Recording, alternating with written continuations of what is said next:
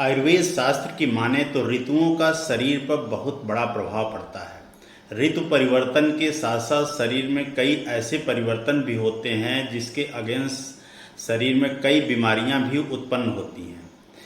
ऋतुओं के साथ साथ शरीर में जो दोष होते हैं वह दोष जो है कभी प्रकोपित होते हैं, कभी दोष समन होते हैं, कभी दोष का संचय होता है।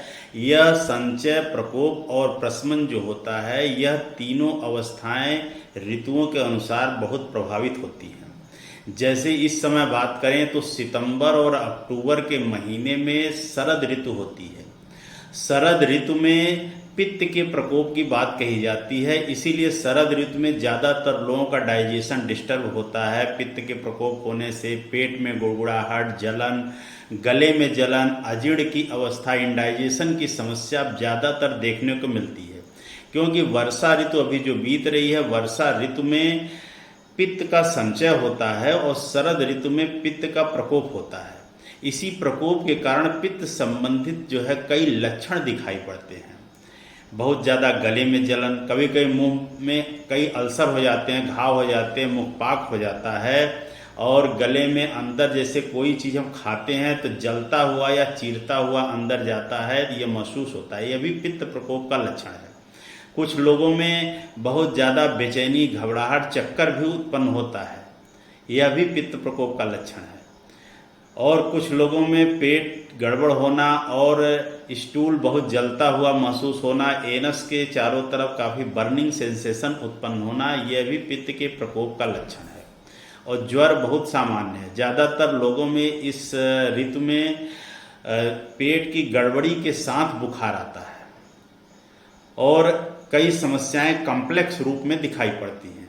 तो चूंकि शरद ऋतु में, या जिसको इंग्लिश में ऑटम सीजन कहते हैं, यह आश्विन कार्तिक का महीना हिंदी महीने के हिसाब से होता है। और अगर देखा जाए कैलेंडर के हिसाब से तो सितंबर अक्टूबर का महीना होता है शरद ऋतु का। शरद ऋतु में शरीर में कई परिवर्तन आते हैं, जिस परिवर्तन की वजह से ये समस्या होती है। तो शरद ऋतु में आयुर्वेद के हिसाब से संशोधन करने की बात कही गई है कि पित्त को शरीर से बाहर निकाल दिया जाए तो बहुत जल्दी आराम होता है। आहार की बात करें तो आयुर्वेद में जो पित्त शमन के लिए कषाय, तिक्त और मधुर आहार के लेने की बात कही गई है, क्योंकि कषाय, तिक्त और मधुर आहार पित्त का शमन करते हैं। इस ऋतु में साली, षष्टिक, जौ, गेहूं और मूंग की दाल अमृत के समान माना गया है। यदि जौ, गेहूं और मूंग की दाल हम सेवन करते हैं तो वह अमृत के समान है।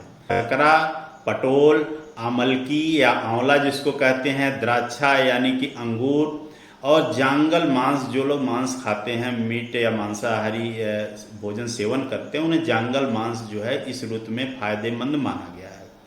अपथ्य की बात करें तो ऐसे लोग को ये जिनका पित्त प्रकोप हो रहा है या जो लोग अपने को स्वस्थ रखना चाहते हैं तो इन चीज़ों से बचना चाहिए। जैसे ज़्यादा भोजन, तेल और क्षारीय भोजन से बचना चाहिए। दही और फैटी चीज़ों से बचना चाहिए। ज़्यादा धूप का सेवन भी, इस ऋतु में धूप बहुत तेज लगती है क्योंकि आसमान साफ हुआ रहता है, तो ज़्यादा धूप के सेवन से भी बचना चाहिए।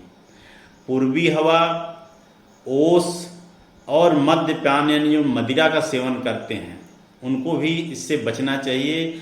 तो पूर्वी हवा, इस समय पूर्वा हवा जो होती है वह भी शरीर के लिए नुकसानदायक है। ओस जो, अगर यदि हम दिन में या रात में ओस में सो जाते हैं, बाहर सोते हैं, तो हम बीमार पड़ जाएंगे। तो इसलिए ओस में सोना या खुले में सोना रात्रि में, यह भी आपके लिए नुकसानदायक है। और मदिरा, मद्य का सेवन, अल्कोहल का सेवन भी पित्त प्रकोप का कारण बनता है, इसलिए उसका भी सेवन नहीं करना चाहिए। और जो लोग ज़्यादा दिन में सोते हैं, दिवास्वप्न करते हैं, दिन में सोते हैं, तो शरद ऋतु में दिन में सोना भी हानिकारक है। इस तरह यदि हम दिनचर्या का ध्यान रखते हुए अपनी लाइफ स्टाइल को मेंटेन करेंगे तो इस समय हो रहे पित्त के प्रकोप से हम बच सकते हैं। और इस तरह आहार जो पित्त शामक हैं, कषाय आहार, मधुर आहार और तिक्त आहार का सेवन यदि हम करते हैं तो हम स्वस्थ रहेंगे। इस तरह दिनचर्या का ध्यान रखते हुए अपनी लाइफ स्टाइल को मेंटेन करें और स्वस्थ रहें। धन्यवाद।